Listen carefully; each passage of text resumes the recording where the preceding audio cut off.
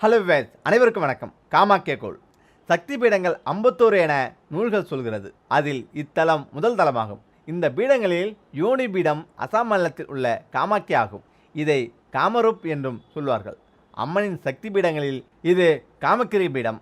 கவுகாத்தியில் தாரா, பைரவி, புவனேஸ்வரி ஆகியோருக்கு கோயில்கள் அமைந்துள்ளன. அருகிலுள்ள ஹஸ்தகிரி என்ற இடத்தில் சுக்கராச்சாரியார் வழிபட்ட சுக்கரேஸ்வரர் கோயில் அமைந்துள்ளது. நரகாசுரனை சம்ஹாரம் செய்த கிருஷ்ணனுக்கு அஸ்வகிரந்தா என்ற இடத்தில் கோயில் இருக்கிறது. மேலும் நவகிரகங்களுக்கென தனி ஆலயமும் சூரியனுக்கு மட்டும் தனியாக ஒரு கோயிலும் உள்ளது. அசாம் தலைநகரம் கவுகாத்திலிருந்து 12 கிலோமீட்டர் தொலைவில் நீலாச்சல் என்ற மலை அமைந்திருக்கிறது. கடல் மட்டத்தில் இருந்து 700 அடி உயரத்தில் இந்த மலை மீது காமாக்கிய தேவியின் கோயில் அமைந்துள்ளது.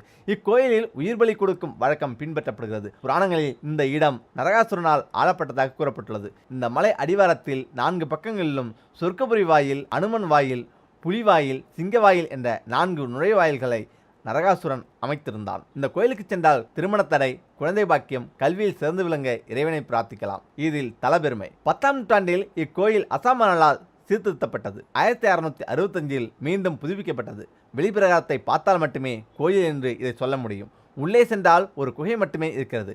அதற்கு 10 படிக்கட்டுகள் கீழே இறங்க வேண்டும். உள்ளே இருளாக இருக்கும். மின் விளக்கு கிடையாது. மிகவும் பொறுமையுடன் குகையின் சுவரை பிடித்து கொண்டு தட்டு தடுமாறி கீழே இறங்க வேண்டும். பாதாளத்தில் கருவறை அமைந்துள்ளது. அங்கே ஒரே ஒரு எண்ணெய் விளக்கு மட்டும் எரிகிறது. அந்த வெளிச்சத்தில் தான் காமாக்கியாவுக்கு பூஜை நடத்தப்படுகிறது. கருவறையில் சிறிய மலைப்பாறை போன்று ஒரு மேடை அமைக்கப்பட்டுள்ளது.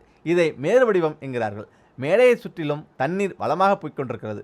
தண்ணீருக்கடியில் யோனி பீடம் அமைந்துள்ளது. அங்குள்ள பூஜாரி பக்தர்களின் கையை பிடித்து பீடத்தின் மீது வைத்து தேவியை வணங்க சொல்கிறார்கள். தலை மேடை மீது படும்படி பக்தர்கள் வணங்குகின்றனர். கருவறையிலேயே உயிர் பலி கொடுக்கின்றனர். பலி கொடுத்த ஆடு, கோழி போன்றவற்றின் தலைகள் நீரில் மூழ்கி கிடக்கின்றன. இந்த யோனிபீடத்தை தொட்டு தரிசனம் செய்ய வேண்டுமானால் பண்டாக்களை, அதாவது துணை பூஜாரிகள் அணுக வேண்டும். மேடையின் கீழ் ஓடும் தண்ணீரை சௌபாக்கிய குண்டா என்று அழைக்கிறார்கள்.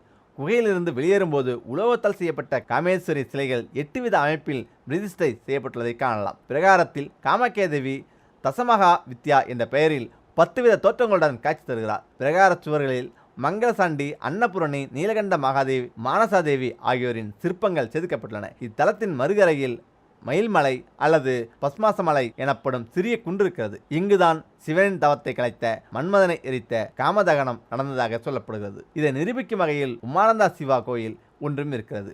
இவரை தரிசித்துவிட்டு அருகிலுள்ள அருமன் கோயிலுக்கு செல்ல வேண்டும். இதன் பிறகே காமாக்கியாவின் குகை கோயிலுக்கு செல்வார்கள். சென்று திரும்பும்போது காளிதேவி தன் பரிவாரங்களுடன் சுடலையின், அதாவது சுடுகாட்டில் காட்சி தருவதை தரிசிக்கலாம். இவ்வாலயத்தில் சுயம்புவாக அமைந்த யோனி வடிவ பாறையே தேவியாக வழிபடப்படுகிறது. அதன் அருகிலிருந்து இயற்கையாக ஊறி வரும் நீரே பக்தர்களுக்கு அபிஷேக தீர்த்தமாக வழங்கப்படுகிறது. பில்லி, சூனியம் போன்றவற்றால் பாதிக்கப்பட்டோர், வசதிகள் பல இருந்தும் நிம்மதியற்று தவிப்போர், மனநிலை பாதிக்கப்பட்டவர்கள், இன்னும் இது போன்ற பல பிரச்சனைகளை சிக்கி தவிப்போர் இங்கு வந்து வழிபட்டு நலம் பெறுகின்றனர். வசந்த காலத்தின் போது ஆண்டுக்கு 3 நாட்கள் இவ்வாலயம் மூடப்படுகிறது. காரணம், அந்த நாட்கள் தேவி விளக்காகி இருக்கும் நாட்களாம். இந்த நாட்களில் தேவி பீடத்திலிருந்து இயற்கையாக வரும் நீருற்று செந்நிறத்தில் வருவது அதிசயம். இந்த 3 நாட்களில் பக்தர்களுக்கு ஆலயம் செல்ல அனுமதி இல்லை என்றாலும் ஆலயத்தை சுற்றியுள்ள பகுதிகளில் யோகிகள் ஒன்று கூடி வழிபாடு செய்கிறார்கள். இதனால் அவர்களின் சக்தி அதிகரிக்கிறதாம். இவ்வாலயத்தில் பைரவர், கிருஷ்ணர் உள்ளிட்ட கடவுள்களின் சன்னதிகளும் உள்ளன. மகாமாயா, மகாகாளி, மகாமாரி என்ற பெயர்களை கொண்டவர்களும், பசி, தாகம், தூக்கம், ஆசை ஆகியவற்றில் வெற்றி கொண்டவர்களும், நிகரற்ற வீரியம் படைத்தவர்களும், தன்னை எவரும் மீற முடியாமல் காலத்தை கடந்து நிற்கும் காலராத்திரி தேவியே எங்களுக்கு அருள் செய் என்பதாகும் இவர்கள் சொல்லும் மந்திரம். தல வரலாறு. மன்மதனை, அதாவது காமனை சிவபெருமான் எரித்த இடமாதலால் காமன் தனது சுயரூபம் பெற்ற பிறகு விஸ்வபெருமாவை கொண்டு கட்டிய கோயில் என்பதாலும் இந்த இடம் காமரூப் என்று அழைக்கப்படுகிறது. தந்தையாகிய தச்சனால் அவமதிக்கப்பட்ட சதிதேவி நெருப்பில் விழுந்து உயிர் துறக்க இறந்த மனைவியின் உடலை சுமந்து கொண்டு கடுங்கோபத்துடன் ஊழித்தாண்டவம் ஆடினார் சிவபெருமான். இதனால் உலகமெங்கும் இருள் சூழ்ந்து அழியும் நிலை உருவாக தேவர்களும் முனிவர்களும் மகாவிஷ்ணுவை சரணடைந்தனர். விஷ்ணு பகவான் தன் சக்கராயுதத்தால் சதிதேவியின் உடலை 51 துண்டுகளாக அறுத்து பூமியில் வீழ்த்தினார். அந்த உடல் பாகங்கள் விழுந்த இடங்கள் சக்தி பீடங்கள் என்று அழைக்கப்பட்டு அவை புனிதமாக போற்றி வணங்கப்பட்டு வருகின்றன. சதிதேவியின் யோனி பகுதி விழுந்த இடமாக காமாக்கியா போற்றப்பட்டு 51 சக்தி பீடங்கள் மிகவும் முக்கியத்துவம் வாய்ந்ததாக திகழ்கிறது. முற்காலத்தில் இந்த பகுதி காமரூபம், ஹரிசேத்திரம் பிரக்சோதிபுரம் என்ற பெயரில் விளங்கியது. ஆஞ்ஞாச்சகன் பூமியை அபகரித்து சென்று பாதாளத்தில் ஒளித்து வைத்த போது மகாவிஷ்ணு ஸ்வேதவராக அவதாரம் எடுத்து பூமாதேவியை மீட்டு வந்தார். அந்த வராக வடிவத்திலேயே பூதேவியை மணந்து இந்த பகுதியில் வாழ்ந்து வந்தார்.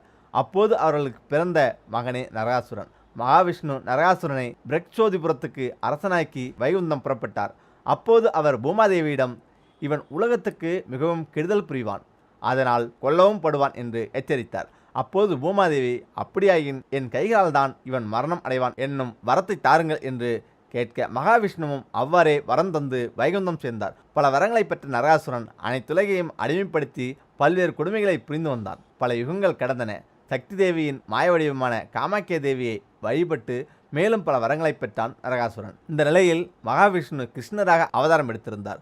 அப்போது தேவர்கள் நரகாசுரனை அழிக்குமாறு கிருஷ்ணரை வேண்ட அவரும் மனைவி சத்யபாமாவுடன் போருக்கு புறப்பட்டார். கடும் போர் நடந்த நிலையில் வரத்தின் காரணமாக கிருஷ்ண பகவானால் கொல்ல முடியவில்லை. அப்போது நரகாசுரன் மிகவும் கேவலமாக பேச கோபம் கொண்ட சத்யபாமா வில்லை தன் கையில் எடுத்தாள். கிருஷ்ண அஸ்திரத்தை தர நரகாசுரன் தன் மகன்தான் என்பதை அறியாத பூமாதேவியின் அம்சமான சத்யபாமா அம்பை எய்தாள். நரகாசுரன் மடிந்தான். இந்த சம்பவங்கள் எல்லாம் நடந்த பகுதி இதுதான் என்று சொல்லப்படுகிறது. நரகாசுரனுக்கு வரங்கள் பல தந்து பின் அவன் மேல் கோபம் கொண்டு அவ்விடத்தை விட்டு அகன்று விட்டிருந்த காமாக்கிய தேவி அசுரனின் வதத்துக்கு பின் மீண்டு வந்து கோயில் கொண்டாள் என்கிறார்கள். முக்கியமாக சிவபெருமான், விநாயகர், முருகன் என பல கோயில்களை பார்த்திருப்போம். ஆனால் வித்தியாசமாக உலகமே வியப்புடன் பார்க்கும் யோனியை வைத்து வழிபாடு செய்யும் கோயிலாக விளங்குகிறது அசாமில் உள்ள காமாக்கிய கோயில். சக்தி இல்லாமல் சிவம் இல்லை, அதாவது சக்தி இல்லாவிட்டால் உலகமில்லை என மறைமுகமாக புரிய வைப்பது எல்லாத்துக்கும் ஆதாரமான சக்திகள் தாய்த்தானத்தில் வைத்து ஆன்மீகம் கொண்டது. அந்த சக்தியை பற்றி ஒரு சுவாரஸ்யமான கோயில்தான் நாம் பார்க்கும் இந்த யோனி கோயில். கடவுளாக கும்பிடப்படும் பெண்ணுறுப்பு. ஆம், பல்வேறு கோயில்களில் கடவுள் சிலை, சித்தர்கள், கடவுள் அருள் பெற்றவர்கள் அல்லது தீபத்தை கூட கடவுளாக வழிபடும் பல சிறப்பு வாய்ந்த கோயில்கள் உள்ளன. ஆனால் நாம் பார்க்க இருக்கும் யோனி கோயில், அதாவது காமாக்கிய கோயில், மிகவும் வித்தியாசமாக பெண்ணுறுப்பை கடவுளாக கும்பிடப்படும் அதிசயத்தக்க சிறப்பு வாய்ந்தது. ஆம், அசாம் மாநிலம் குவஹாத்தி காமாக்கியா என்ற இடத்தில் காமாக்கிய கோயில் உள்ளது. இந்த கோயில் பற்றிய உண்மை காளிதேவி பாகவதத்திலும் காளிகா புராணத்தில் குறிப்புகள் இருக்கின்றன. 8ஆம் நூற்றாண்டில் கட்டப்பட்டதாக கூறப்படும் இந்த கோயில் பார்க்கவே பிரமிப்பானதாக விளங்குகிறது. கோயிலுள் செல்வது ஒரு குகையில் செல்லும் அனுபவத்தை தருகிறது. இந்த கோயில் ஒரு மேடை மீது ஒரு பெண் அமர்ந்த மாதிரியும் அங்கே யோனி போன்ற உருவம் இருப்பதையும் பார்க்க முடிகிறது. தற்போது பல பக்தர்கள் வயதுக்கு வராத தங்கள் பெண் குழந்தைகள் விரைவில் வயதுக்கு வர வேண்டும் என சிறப்பு யோனி பூஜை நடத்துவதுண்டு. அது மட்டுமல்லாமல் வருடத்தில் 3 நாட்கள் அம்மன் மாதவிலக்கு அடைவதாக கூறி 3 நாட்கள் கோயிலை மூடி வைக்கப்படும் வழக்கம் உள்ளது. அப்போது அங்கு ஓடும் பிரம்மபுத்திரா நதி சிகப்பு நிறத்தில் ஓடுவதாக கூறுகின்றனர். ஒவ்வொரு ஆண்டும் ஜூன் 21 அல்லது 22ஆம் தேதியில் அம்பு பச்சி மேளா எனப்படும் திருவிழா விசேஷமாக கொண்டாடப்படுகிறது. இந்த கோயிலில் ஒவ்வொரு டிசம்பர் மாதத்திலும் காமேஸ்வரனுக்கும் காமேஸ்வரிக்கும் நடக்கும் திருமணம் மிகவும் விமர்சையாக கொண்டாடப்படுகிறது. அப்போது பலரும் குழந்தை வரம், திருமணம் தடை நீங்க வேண்டுமென நடத்துவதுண்டு.